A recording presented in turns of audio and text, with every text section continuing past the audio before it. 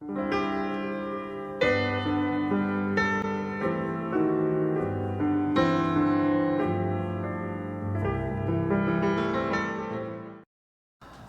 7장 15절부터 18절까지 말씀, 저 한 절, 성도님들 한 절 나누어서 읽겠습니다. 제가 먼저 15절 말씀 읽겠습니다.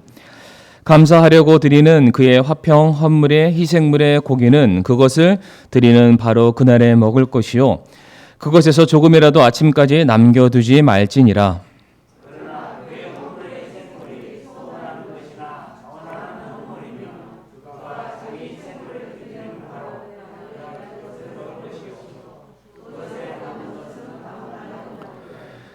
그 희생물 고기의 나머지는 셋째 날에 불로 태울지니 만일 셋째 날에 그의 화평 헌물의 희생물의 고기를 조금이라도 먹으면 그것은 내가 받지 아니할 것이요 또한 그것을 드리는 자에게도 그것이 드린 것으로 간주되지 아니하고 도리어 가증한 것이 될 것이며 그것을 먹는 호는 자기 불법을 담당하리라. 아멘. 말씀을 위해서 이 시간 함께 기도하겠습니다. 하나님 아버지 감사합니다.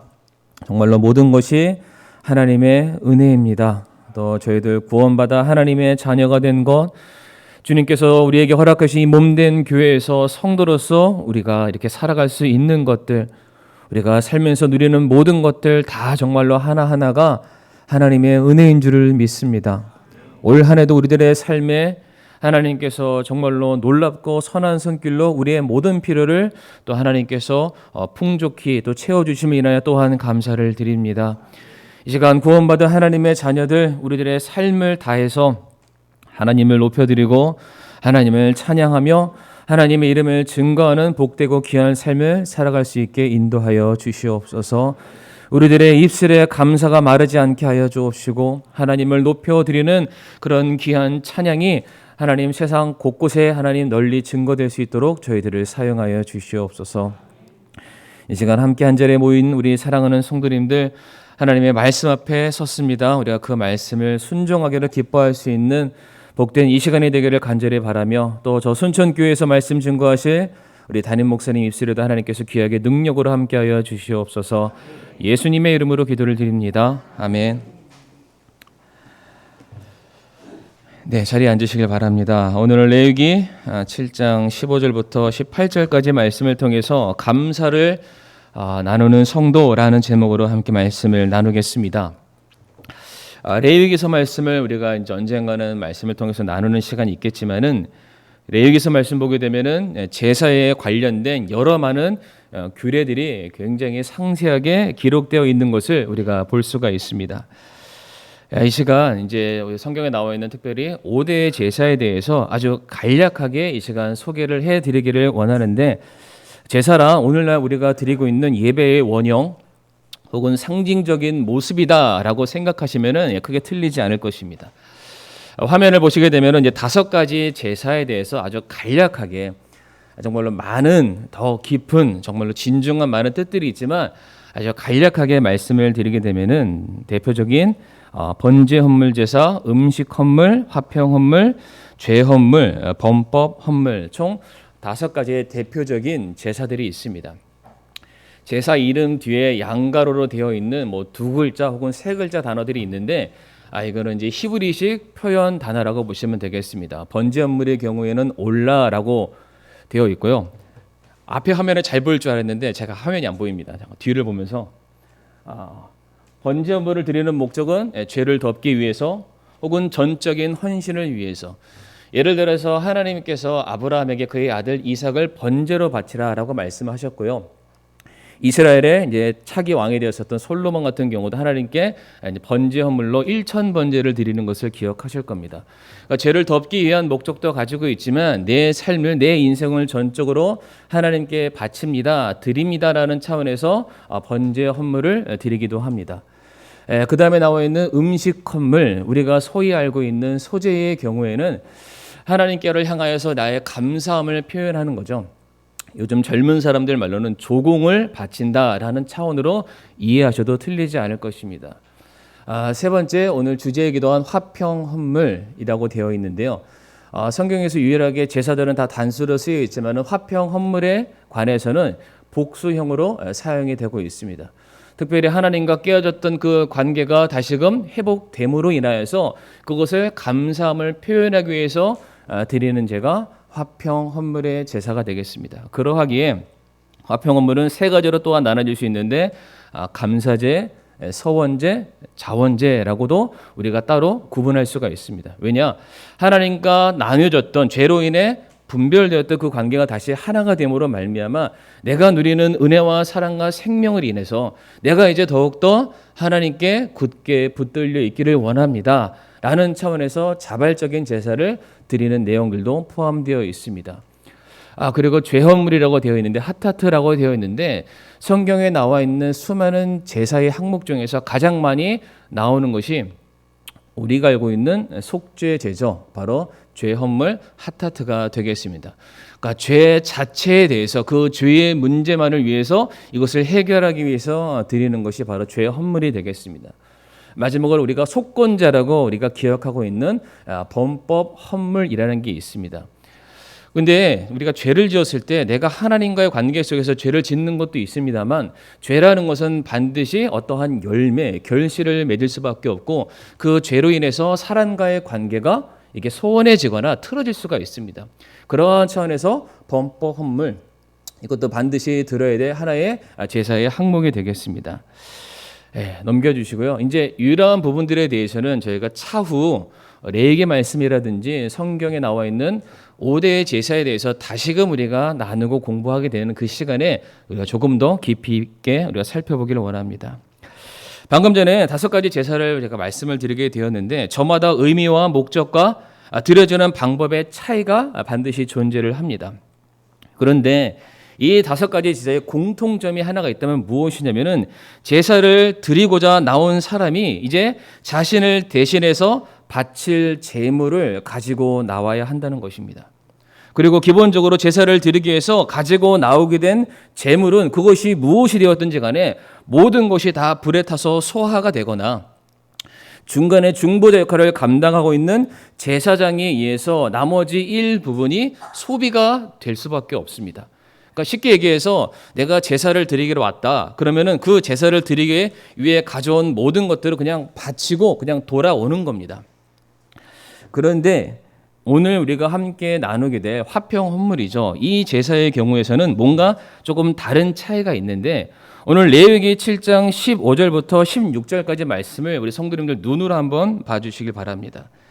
화평 헌물의 제사만 무엇 어떠한 차이를 가지고 있냐면은 화평 헌물의 경우에는 다른 제사들과 달리 가지고 나온 제물에 대해서 그것을 바친 사람이 도로 가져갈 수 있도록 허락이 되었다는 것입니다. 그러니까 웬만한 것은 다 드렸을 때에 다 불에 타거나 반드시 소진되는 것이 맞는데 그렇지 않다. 15절 말씀 보게 되면은 희생물의 고기는 그것을 드리는 바로 그날 먹을 것이요라고 되어 있습니다. 이 먹는다라고 말하는 것은 제사장을 향해서 말하는 것이 아니라 화평의 제사를 드리러 온 그 사람이 먹는 것이다라는 것을 성경이 우리에게 가르쳐주고 있습니다. 그러니까 이것이 큰 차이다라는 것을 이 시간 말씀을 드리길 원하는데 특별히 신명기 12장 17절부터 18절까지의 말씀을 보게 되면은 화평 헌물을 먹는 방법에 대해서 구체적인 내용들이 또한 기술되어 있습니다. 신명기 12장 17절과 18절 말씀을 제가 한번 읽어보겠습니다. 너는 내 곡식과 포도즙과 기름의 11조와 내 소떼와 양과 염소떼의 처음 낳은 것과 내가 소원하는 서원 헌물과 내 자원 헌물과 아까 화평 헌물에 대해서 서원, 자원, 감사가 있다고 말씀을 드렸습니다. 내 손에 거제 헌물을 내 성문 안에서 먹지 말고 18절 오직 주 내 하나님께서 택하실 곳에서 주 내 하나님 앞에서 반드시 먹되 내 아들 딸과 남종과 여종과 내 성문 안에 거하는 레위 사람과 함께 그것을 먹고 또 내 손으로 행하는 모든 일로 인하여 주 내 하나님 앞에서 기뻐하되라고 되어 있습니다. 화평 헌물의 경우에는 그가 드렸던 제물을 또한 그가 다시 먹을 수 있도록 허락이 되어 있습니다. 그런데 이 신명기 12장 말씀을 보게 되면은 이 재물을 이 바치는 당사자만 그 개인이 먹는 것이 아니라 그의 가족을 불러야 되고요. 레위인들을 불러야 되고 그의 집에서 함께 동거하고 일하고 있는 남종과 여종을 불러서 그들과 함께 먹어야 한다라고 가르치고 있습니다. 앞에서 간략하게 설명을 드렸지만 성도님들, 화평 헌물의 진의는 무엇이었냐면은 하나님과 나와의 깨어졌던 관계가 회복되는 것이라고 말씀을 드렸습니다. 나와 다른 사람과의 관계가 회복된 것을 말하는 것이 아니라 나와 하나님, 창조주 하나님, 구원주 하나님, 만왕의 왕 되신 하나님과 죄인 되었던 나의 관계가 다시금 하나가 되는 거, 이어지는 거, 내가 하나님께 붙어 있는 그 놀라운 그 은혜로 말미암아 우리 인간이 하나님께 드리는 제사가 화평 헌물이 되겠습니다. 그러니까 화평 헌물을 드리는 사람은 누구에게 드려야 됩니까? 하나님께 드리는 것이 맞습니다. 왜? 나와 하나님과의 문제였으니까. 내가 하나님께 소원했던 거, 잘못했던 거 회개하고 내 관계를 다시금 하나로 이어주세요 라는 그런 차원에서 드리는 것은 철저하게 나와 하나님과의 관계라는 것입니다. 그런데 하나님께서 말씀하시기를 그 문제를 위해서 너가 제사를 드리려 하거든 그것을 다른 사람과 함께 공유하라라고 말씀하고 계십니다. 이것이 굉장히 중요한 포인트가 되겠습니다. 왜 하나님께서는 하나님과 나 사이의 그 문제를 이제 해결함 받고 난 그 이후에 이 모든 사실들에 대해서 내게 속한 가족들, 내 주변에 있는 나를 영적으로 인도하는 레위인들, 그리고 내 집안에서 나와 함께 일하고 있는 남종과 여종, 소위 말해서 내 주변에 있는 모든 사람들에게 왜 이와 같은 사실을 알리라고 명령을 하셨을까? 첫 번째, 그 이유에 대해서 두 가지로 먼저 말씀을 드리기 원하는데, 첫 번째, 왜 화평의 헌물을 나눠야 되느냐? 바로 음식의 양이 너무나도 많기 때문입니다. 화평 헌물로 바치는 그 제물의 양에 대해서 이 시간 이제 살펴보게 될 텐데, 레위기 7장 12절부터 13절 말씀을 보게 되면은 화평 헌물을 드리게 되었을 때에 어떠한 제물이죠. 짐승만 가져오는 것이 아니라 그것과 더불어서 4가지 종류의 빵을 함께 가져올 것을 우리에게 명령하고 계십니다. 12절과 13절 말씀 보게 되면은 누룩을 넣지 않고 기름을 섞어 만든 납작한 빵과 두 번째, 누룩을 넣지 않고 기름을 발라 만든 얇은 과자와 이것도 빵의 한 종류가 되겠습니다. 세 번째, 고운 밀가루에 기름을 섞어 튀긴 납작한 빵과 마지막 네 번째 13절 말씀 보게 되면은 누룩 있는 빵을 가져올 것을 말씀하고 계십니다. 화평 헌물의 제사를 드릴 때는 짐승도 가져와야 되지만은 4종류의 빵이 등장한다는 것을 우리 성도님들 기억해 주시길 바랍니다. 자, 그러면은 이 빵의 크기나 형태, 어떤 무게가 얼마나 될까? 레위기 24장 5절 말씀 보게 되면은 그 성소죠. 성막 안에 진설병, 보여지는 빵, 드리는 빵을 만드는 그 대목이 나와 있습니다. 레위기 24장 5절 말씀 보게 되면은 어떠한 말씀이 기록되어 있습니까? 한 장 넘겨주시길 바랍니다. 이 말씀 보게 되면은 빵 하나를 만들게 되었을 바로 그때에 10분의 2 에바의 곡식 가루를 사용하여 빵을 만들어라 라고 되어 있습니다. 보이시죠? 레위기 24장 5절 말씀에 이 모든 전체를 의미하는 것이 아니라 그 빵을 하나 만들었을 때 진설병에 올리는 빵은 그 개수가 12개라고 되어 있는데 그 12개 각각의 빵을 하나하나 만들었을 때 그 하나당 들어가는 곡식의 무게가 10분의 2 에바. 10분의 2 에바는 리터로 따지면 4.4리터가 되겠고요. 이것이 곡식이고 빻아서 가루가 되었기 때문에 그 무게를 따지면 약 한 2kg 정도 됩니다. 그러니까 떡 하나죠. 빵 하나 만드는데 2kg 정도. 성도님들 2kg짜리 빵 한번 드셔보신 적 있으십니까? 없으시죠? 그 드시는 분은 문제가 있습니다. 자, 그런데 상상이 안 가니까 성도님들 피자는 아시죠? 피자 도우에서 이렇게 해서 뭐 여러 가지 토핑도 올라와서 맛있게 생긴 피자가 있는데 보통 피자 한 판이 800g에서 1kg입니다. 그러니까 두 개를 합친 것이 지금 빵 하나의 크기가 된다라고 가늠을 하시면 되겠습니다. 자, 그런데 유대 전통에 의하면은 이 4종류의 빵을 만들었을 때 하나씩만 만드는 것이 아니라요. 이것을 각각 10개씩 만들도록 명령이 되어 있습니다. 10개씩. 그리고 오늘 본문이죠. 레위기 7장 14절 말씀을 성도님들 눈으로 한번 보시길 바랍니다. 여기를 보게 되면은 이 말씀에서는 그냥 하나라고 되어 있지만은 정확한 용법을 보게 되면 하나씩이라고 되어 있습니다. 다시 말해서 화평 헌물을 드리게 되었을 때 4종류 빵을 만들고 그 4종류의 빵은 각 종류당 10개씩을 만들어야 되고 그 종류의 하나씩은 그 제사를 집행하는 제사장에게 주어라라고 말하고 있습니다. 화평 헌물의 제사는 다른 제사들과 다르게 바쳐졌던 것을 그 당사자가 다시 가져온다라고 말씀을 드렸죠. 그러면은 40개의 빵 중에서 지금 몇 개가 제사장에게 갔습니까? 하나씩 갔으니까 4장이 갔습니다. 그러면 이 사람이 가져올 때 몇 장을 가지고 올까요? 초등학교의 명예를 거시고 36장의 빵을 다시 가져오게 됩니다. 그런데 그 각 빵이 한 장당 몇 킬로라고 말씀드렸죠? 2kg, 피자 2판 정도 됩니다. 성도님들은 피자 한 판 혼자 다 드시는 분 계십니까? 아마 계시지 않으리라고 저는 굳게 믿고 있습니다. 그런데 보통 한 판당 4명에서 5명이 먹습니다. 정상적인 분들이시라면은. 근데 그게 2개가 합쳐졌으니까 빵 하나면은 기본적으로 몇 명이 먹을 수 있다는 걸 얘기합니까? 산술적으로 계산했을 때, 단순 계산으로 했을 때 빵 하나당 대충 10명이 먹을 수가 있습니다. 근데 빵이 몇 개라고요? 36개. 36 곱하기 10. 어려워서 못하겠습니다. 한 360인분, 조금 더 넉넉하게 잡으면은 400인분의 빵이 화평헌물의 제사로 이렇게 가득, 여기 나와 있는 바구니처럼 가득 쌓여 있다라고 생각을 하시면 되겠습니다. 그런데 오늘 말씀을 보게 되면은 빵만 있는 것이 아닙니다. 화평헌물을 드릴 때 기본적으로 짐승들을 가지고 나와야 되는데 대표적으로 소 한 마리만 우리가 생각해 보게 되었을 때에 소 한 마리를 제사를 위해서 잡고 도축하게 되었을 때에 먹을 수 있는 고기의 양이 약 1,500근 정도 된다고 합니다. 우리 성도님들 고급 레스토랑을 가시면 스테이크라는 게 있습니다. 이제 그거를 먹게 됐을 때 뭐 드시는 분의 배의 크기에 따라 좀 다르시겠지만은 보통 주문을 하면은 1인분당 200g에서 300g 정도 나옵니다.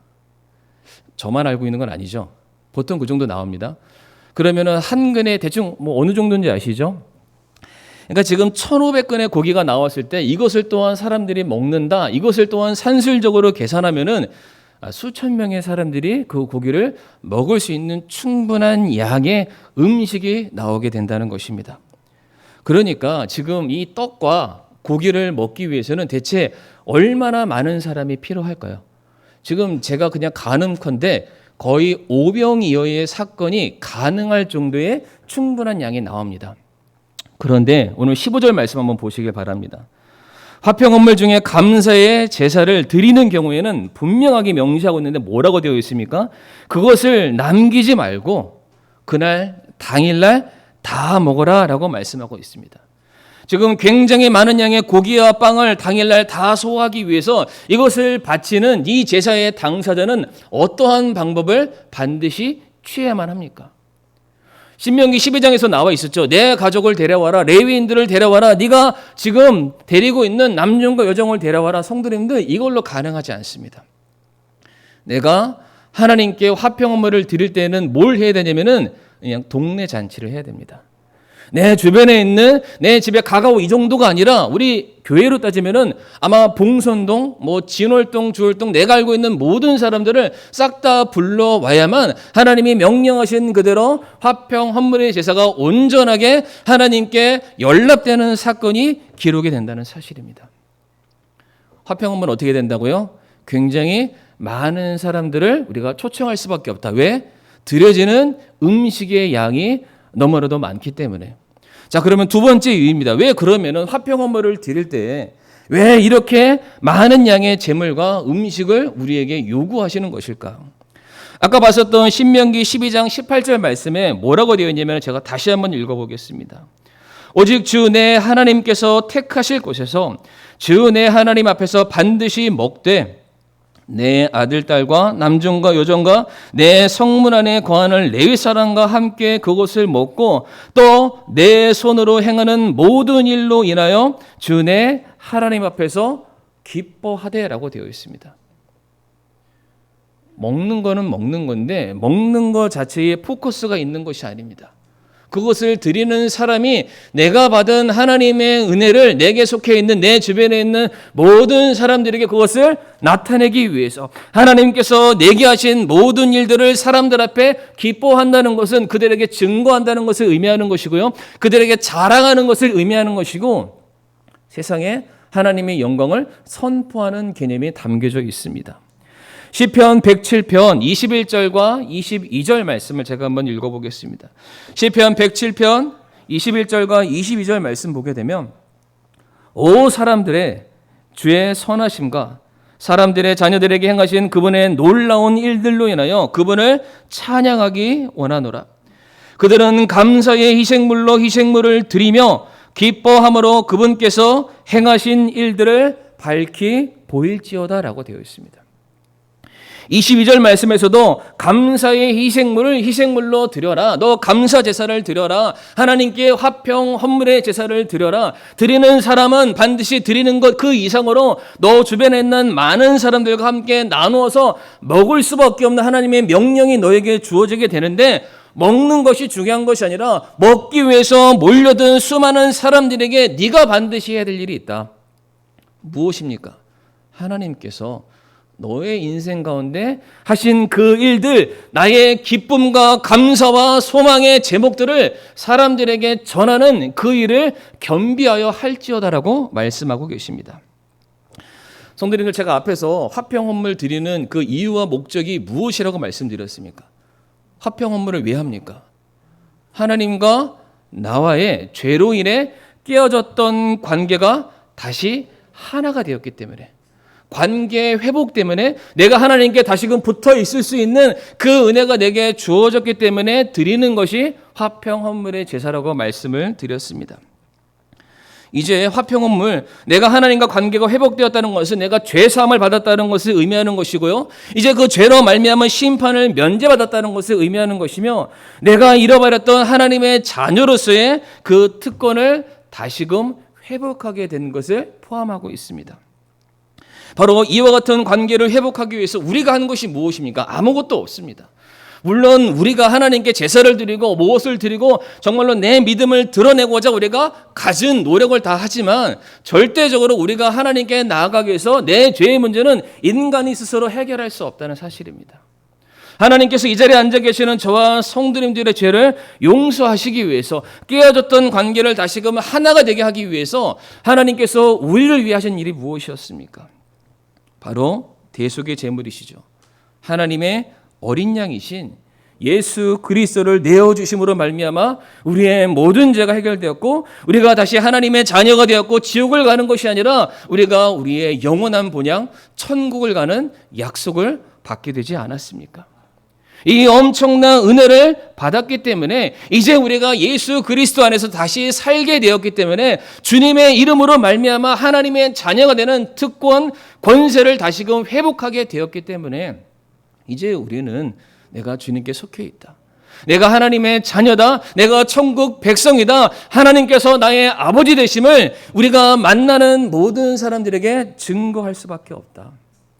사랑하는 성도님들, 죄로 인해 죽을 수밖에 없는 우리들에게 말할 수 없는 하나님의 은혜와 긍휼이 다시금 부어진 것이 놀라운 축복인 줄 믿으시기를 바랍니다. 하나님께 붙어 있다는 그 사실이죠. 우리가 하나님의 소유가 된다는 것, 우리가 하나님의 자녀가 된다는 것, 이거보다 더 큰 축복이 없다는 것입니다.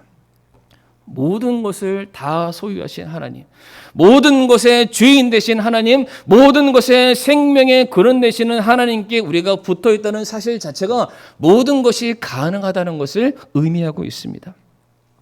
그래서 이와 같이 그 놀라운 관계의 회복을 누리는 사람들은 반드시 그의 삶에 그 감사함을 표현하기 위해서 잔치를 벌일 수밖에 없습니다.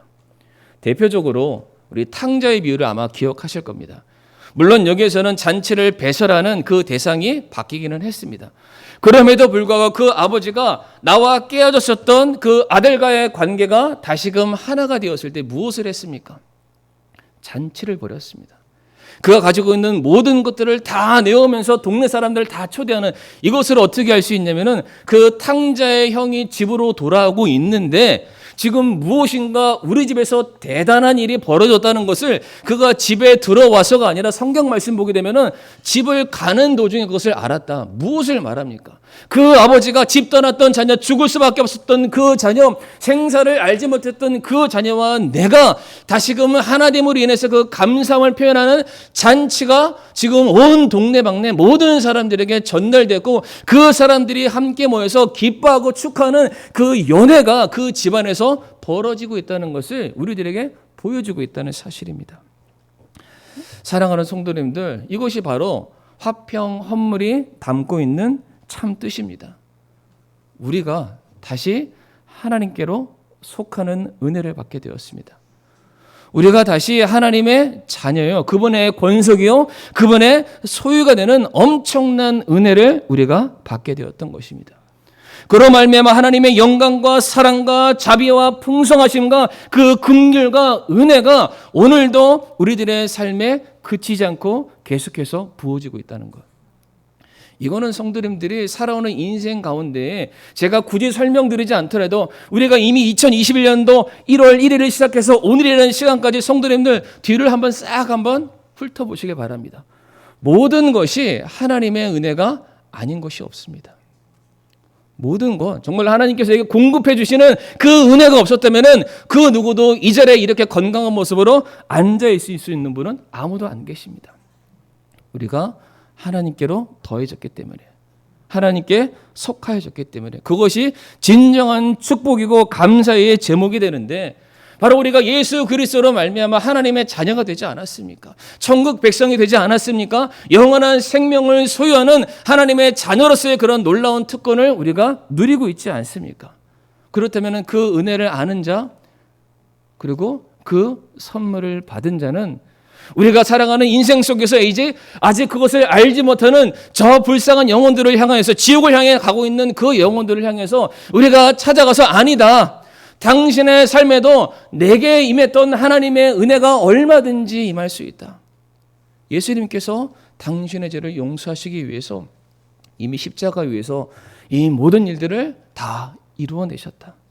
당신이 그 사실을 믿기만 한다면, 당신이 그 사실을 받아들이기만 한다면 당신에게도 이 엄청난 은혜가 올 수 있습니다.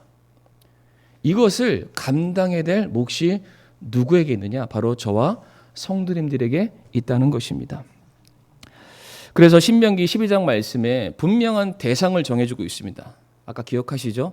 신명기 12장 17절과 18절에 커다란 대상 세 묶음을 말하고 있는데, 첫 번째는 누구였습니까? 바로 가족들이었습니다. 너의 아들과 딸, 너가 속해 있는 너의 가족 구성원들도 너만 하나님을 섬기는 믿음의 가정이 될 것이 아니라 모두가 하나님을 심실하게 섬기는 믿음의 공동체여 신앙의 명문 가정이 되어야 될 것을 명령하고 계십니다. 오직 하나님께서만이 우리를 살리시고 우리를 먹이시고 입히시는 분이시며 우리의 가정의 모든 것들을 소유하시고 다스릴 권세를 가지신 바로 그분을 우리 가족 모두가 동일하게 인정하고 그분을 섬겨야 된다. 그래서 여호수아가 그의 인생 말년에 무엇이라고 고백하고 있습니까? 너희가 섬길 자를 너희를 위해 이날 택하라. 그러나 나와 내 집으로 말하건대 우리는 주를 섬기겠노라. 아멘. 세상에 많고 많은 온갖 신들의 어떠한 세상의 시스템들이 너희 가정을 지키고 너희 생명을 보존하고 너희를 지탱케 하는 것이 결단코 아니다. 오직 만군의 주 하나님 그분만이 우리의 생명의 주관자가 되시며 우리를 살리실 수 있는 권한이 그분에게 있고 우리로 하여금 심판 가운데서 벗어나게 할 수 있는 그 은혜를 제공할 수 있는 유일한 분임을 믿어야 된다. 바로 이 사실을 먼저 구원받은 이 자리에 앉아 계시는 사랑하는 성도님들이 이제 집 안으로 들어가서 아직 주님을 만나지 못하고 아직 예수님이 영접하지 못하고 하나님의 말씀에 순종치 않는 그 가족들을 향하여서 내가 받은 그 은혜를 밝히 드러내는 모습이 반드시 있기를 바랍니다. 또한 어떤 사람들에게 증거하라고 말하고 있습니까? 너희 집안에서 일하고 있는 남종과 여종들에게 그렇게 할지어다라고 말씀하십니다. 내가 너희를 다스리는 주인처럼 보이지만 나 역시 하나님의 종이고 하나님의 노예일 뿐이다. 나 역시 내가 섬겨야 될 분이 있고 내가 반드시 모셔야 될 나의 왕이 계시며 내가 두렵고 떨림으로 순종해야 될 그 분이 계시다. 내가 너희를 먹이고 입히고 너희들을 이끄는 것처럼 우리들의 삶에 나 역시도 내가 인도함을 받고 보호함을 받고 내 생명을 보존케 하시는 만왕의 왕이 계시다. 이 사실을 내가 누리고 있는 그 은혜를 나누는 그 시간들을 통해서 내가 감사함을 내가 경험하고 있는 그 기쁨을 나누는 시간을 통해서 내게 속해 있는 직장, 친구들, 내 주변 모든 사람들에게 증거해야 될 책임과 의무가 우리에게 있다는 것을 말씀하고 계십니다. 사랑하는 성도님들, 감사를 나누시기를 바랍니다. 근데 이 감사를 나눈다는 것은 내가 소유하고 있는 남들이 가지고 있지 않는 내 소유를 자랑하고 증거하기 위해서 감사를 나누는 것이 아니라 오늘날 내가 이렇게 서 있을 수 있는 이 놀라운 은혜를 베푸시는 하나님께서 내게 베푸시는 구원의 은혜를 나누는 그러한 모습이 우리들에게 반드시 있어야 된다는 것입니다. 그래서 참 재미난 게 뭐냐면 누가복음 18장 말씀을 보게 되면 바리새인과 세리의 기도의 장면이 나오는 것을 우리 성도님들 기억하시게 될 겁니다. 두 사람이 한 성전에 들어가서 하나님께 기도를 드리게 됩니다. 우리 사진 하나 넘겨주시길 바라고요. 바리새인의 경우에는 어떻게 기도하냐면 하나님 감사합니다. 내가 저 사람 세리와 같지 않음을 인하여서 감사합니다라고 고백을 합니다. 저 사람에게 없는 것이 내게 있음으로 인해 감사합니다. 바리새인의 기도를 보게 되면 그의 핵심은 남과 나를 비교하고 그를 판단하고 정죄하는 그러한 기도를 드렸다는 것을 우리가 볼 수가 있습니다. 그런데 그와 맞은편에 써 있었던 세리의 경우에는 그러지 않았습니다. 세리의 기도를 살펴보게 되면은 온전히 다 감사합니다라는 내용만을 발견할 수 있습니다. 나 같은 이런 죄인에게 베풀어 주신 하나님의 은혜가 너무나도 감사합니다. 내가 이렇게 죄짓고 연약함에도 불구하고 내가 하나님 앞에 나와 하나님의 존전 앞에서 은혜를 구할 수 있는 이런 자격을 내게 주심을 인하여서 하나님 감사합니다. 머리도 감히 들지 못하고 머리를 조아리고 하나님의 은혜를 간구하기 위해서 그가 기도했던 모습을 기억하실 겁니다. 그런데 이 바리새인과 세리의 기도가 끝나는 지점에서 그 다음에 어떠한 이야기가 나오냐면은 한 부자 청년 이야기가 바로 시작이 됩니다. 이 부자 청년이 예수님께 나가 이렇게 말합니다. 영생을 얻으려면은 내가 할 일이 무엇입니까? 선생이시여, 내가 어려서부터 성경에 나와 있는 모든 율법들을 내가 다 지켜 행해왔습니다. 그가 분명히 말씀대로 다 살아왔다고 그가 증거하고 있지만 그럼에도 불구하고 그의 마음속에서는 영생에 대한 확신이 없었습니다. 영생에 대한 확신이 없다는 것은 그가 여전히 죄인이라는 불안한 가운데 그가 살고 있었음을 말해주는 것입니다. 그러자 그 청년의 말에 예수님께서 뭐라고 말씀하시냐면은 그렇다면 네가 가지고 있는 모든 소유를 이제 이웃들에게 나누어 주어라. 그럴 때 청년이 어떻게 반응합니까? 부자 관원이자 청년이었던 이 사람이 수색, 얼굴에 근심이 가득한 채로 돌아가게 됩니다. 분명 영생을 그가 얻기를 원했습니다. 영생을 얻기 원했다는 그 말은 영생을 주시는 내가 하나님께 속하기를 원합니다라고 고백한 것이나 똑같습니다. 그런데 주님께서 그에게 말하기를 네가 가지고 있는 모든 것들을 내려놓아야만 너가 영생을 얻을 수 있다. 너의 삶의 재물과 물질과 권세와 인기가 너를 살게 하는 인생의 근원이 아니라 그거 다 내려놓고 주님께 붙어있는 것이 너가 정말로 구원받을 수 있는 유일한 길이다 라고 말씀하셨지만 그는 그 말씀 앞에 굴복하지 아니하고 그냥 근심 어린 상태로 그냥 돌아가게 됩니다. 기억하시죠? 그런데 이 사건이 끝나자마자 누가복음 19장을 가게 되면은 어떠한 사건이 연이어서 등장하게 되냐면은 바로 뽕나무 위에 올랐던 삭개오 이야기가 나옵니다. 기억하시죠? 예수님을 만나기 위해서, 예수님의 음성을 듣기 위해서 뽕나무에 올라가서 예수님을 바라보는 그 삭개오를 예수님이 먼저 바라보시고, 삭개오야 내려오너라. 내가 오늘 너희 집에 유하겠다. 내가 너와 함께 하겠다. 이때 삭개오가 했던 고백이 무엇이었습니까?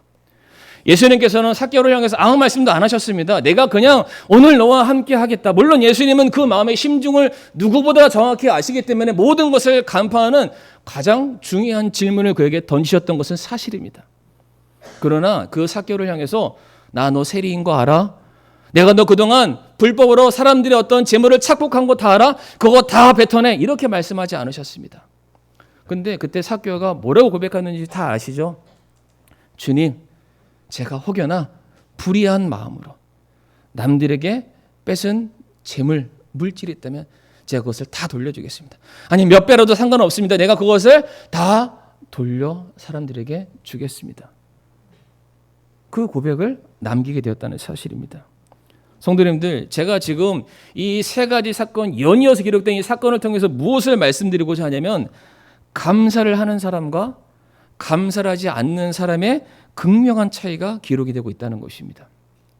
그런데 참 신기한 것은 감사하는 사람의 특징은 구원받은 사람이고요, 감사치 않는 사람들은 구원받지 않는 사람이라는 것을 너무나도 잘 알 수가 있습니다.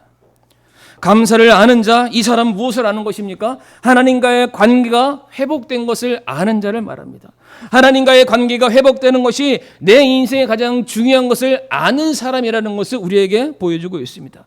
그래서 내가 죄로 인해서 감히 하나님 앞에 설 수 없었는데 이제 내가 하나님 앞에 이렇게 담대하게 설 수 있다는 이 사실 하나만으로도 그의 삶의 감사와 기쁨의 제목이었기에 이제 다른 거 다 필요 없다. 내가 다 내려놓겠다. 죄사함에 대한 정확한 인식, 그로 말미암아 하나님의 주권에 대해서 정확하게 그 의식이, 그 정의가 정립되어 있는 이 사람들에게는 반드시 나오는 것이 무엇이냐면은 나 같은 죄인 살리신 주님의 은혜 감사합니다 라는 이 신앙 고백이 반드시 나올 수밖에 없다는 것입니다. 그러나 반대로 감사할 줄 모르는 사람, 자기의 의를 드러내고 자신을 높이고 자랑하고 교만하는 사람들, 예수님께로 가기를 거부하는 사람들, 예수님께 드리기를 아까운 사람들, 순종치 않는 그 사람들의 특징은 무엇이냐? 그냥 생명의 주관자가 그 앞에 서 있음에도 불구하고 거기에 속하지 아니하고 다시금 떠나갔다라는 것입니다. 감사의 표현이 엄청난 인생의 결과를 좌우한다는 것을 우리가 너무나도 명확하게 알 수가 있습니다. 마지막으로 한 개만 더 예를 드리고 말씀을 마치길 원하는데, 언약궤가 다시금 예루살렘으로, 이스라엘 안으로 들어오게 되었을 때에 그때의 다윗의 모습을 우리 성도님들 기억하실 겁니다. 블레셋과의 전투에서 언약궤가 빼앗기게 되었죠.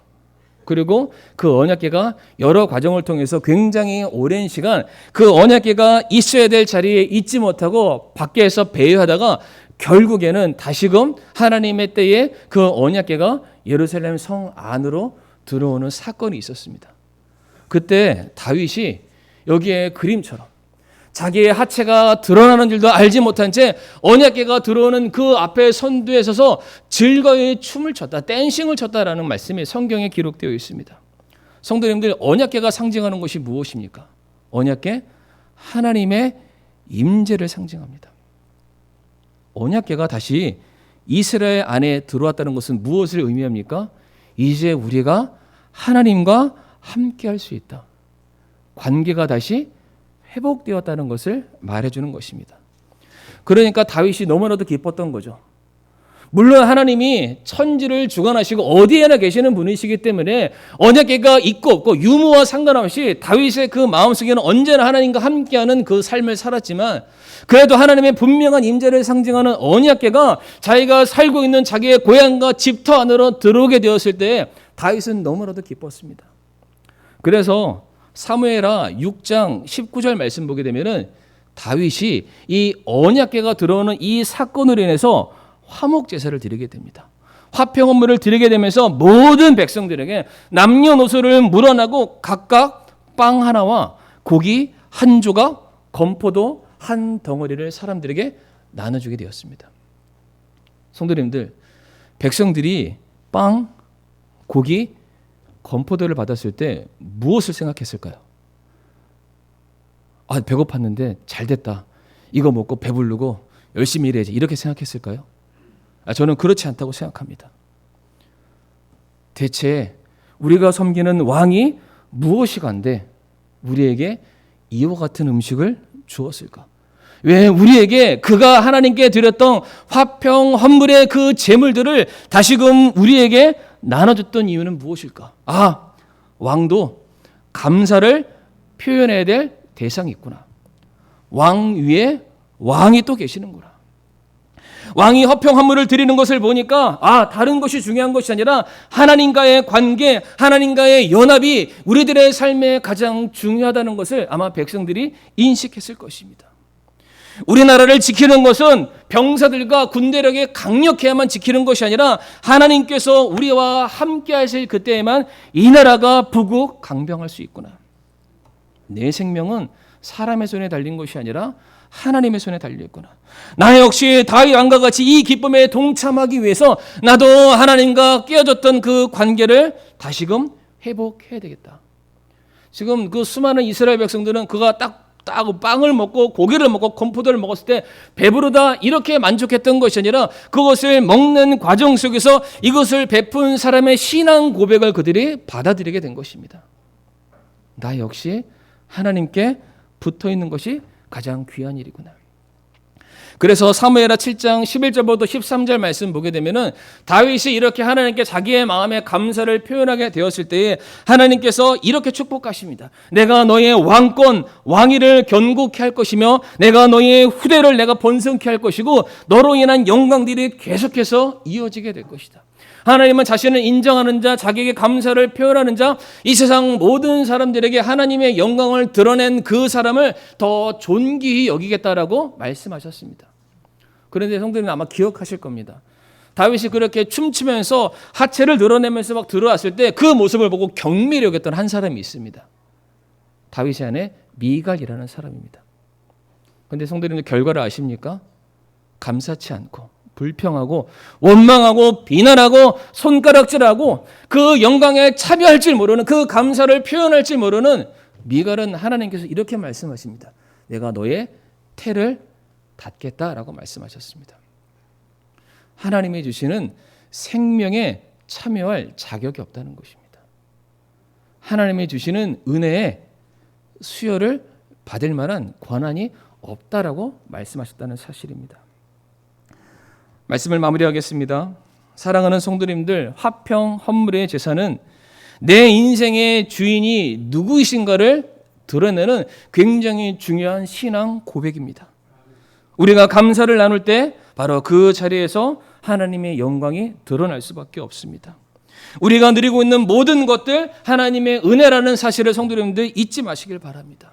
매일의 삶 속에서 우리들의 삶을 선하게 인도해 나가시는 그 하나님을 성도님들, 이제 성도님들이 속해 있는 가정 안에서, 성도님들이 속해 있는 그 직장과 사회, 어떠한 인간관계 속에서, 그리고 교회 안에서 반드시 드러내시고 선포하시기를 간절히 바랍니다. 우리가 감사하기 시작했을 때에, 우리의 가정이 하나님의 주권을 인정하기 시작했을 때에 우리의 가정이 다시금 살아나게 될 것을 믿습니다. 우리가 속해 있는 그 단체와 인간관계 속에서 나의 하나님의 그 주인 되심을 인정하고 감사하고 찬양하기 시작했을 때 이제 나를 통해서 죽어가는 한 명의 영혼이 주님께로 더해지는 놀라운 역사가 있는 줄을 우리 성도님들 믿으시기를 바랍니다. 그러므로 이 시간 우리가 다른 것이 아닙니다. 무엇보다 죄로 인해 죽을 수밖에 없었던 우리들을 독생자 예수 그리스도를 통해서 우리의 모든 죄를 다 용서해 주시고 다시금 우리를 하나님의 자녀 삼아주신 그 은혜를 무엇보다 다시금 감사할 수 있는 저와 성도님들이 되기를 원합니다. 더 이상 이 세상에 있고 없음, 그 소유와 물질의 풍성함으로 인해서 내 삶의 감사의 기준으로 삼는 것이 아니라 내가 하나님께 붙어 있으니까, 하나님께서 나를 자기 자녀 삼아 주셨으니까 이것이 이 자리에 앉아 계시는 우리 사랑하는 성도님들의 삶의 가장 중요한 제목이 되길 원하고 그 감사를 나누는 일에 우리 성도님들이 귀하게 쓰임 받기를 간절히 원합니다. 이 시간 머리 숙여 함께 우리가 기도하겠습니다.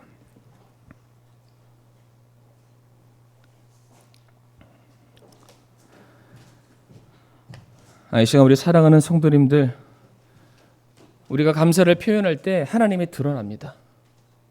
우리가 하나님을 인해 기뻐하였을 바로 그 자리에서 하나님의 영광이 세상 많은 사람들에게 선포되게 되어 있습니다.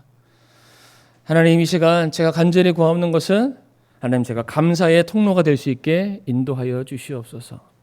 내가 받은 그 은혜 잊지 아니하고 그 감사를 표현함으로 인해서 내 삶에 계속해서 하나님이 부어주시는 그 은혜가 공급될 수 있는 하나님, 그런 은혜를 저에게 허락해 주시기를 간절히 바랍니다. 이 시간 우리 성도님들, 우리가 그렇게 기도하기를 원하고요. 이 시간 하나 더 우리 간절히 부탁드리는 것은 이 자리에 앉아 계신 우리 귀한 우리 성도님들 중에 저는 아직 하나님과의 나와의 그 관계가 아직 하나가 되지 못했습니다. 아직 저는 제 죄의 문제를 아직 해결하지 못했고, 내 죄의 문제가 누구로 인해서 해결됐는지 저는 전혀 모르겠습니다. 그래서 제가 살아오면서 아직도 감사한 줄 모르고 살아가고 있고, 오직 나만을 위해 살아가고 있는데, 오늘 이 시간 내 삶에도 감사가 넘치길 원합니다. 나도 예수 그리스도로 말미암아 내 모든 죄 용서함 받고 나 역시 하나님의 자녀 되어서 하나님께 붙어있는 자 되길 원합니다. 혹시나 이 시간 구원받기 원하시는 분들 계시지 않습니까? 예수님을 만나고 하나님의 자녀 되는 그런 놀라운 축복을 이 시간 받기를 원하시는 분들 계시면 손을 들어 한번 표해 주시기 바랍니다. 언제라도 좋습니다. 언제라도 좋습니다. 나오시면은 복음에 대해서 설명해 드리도록 하겠습니다. 이 시간 짧은 시간이지만은 오늘 말씀을 기억하시면서 우리가 잠시 기도하겠습니다.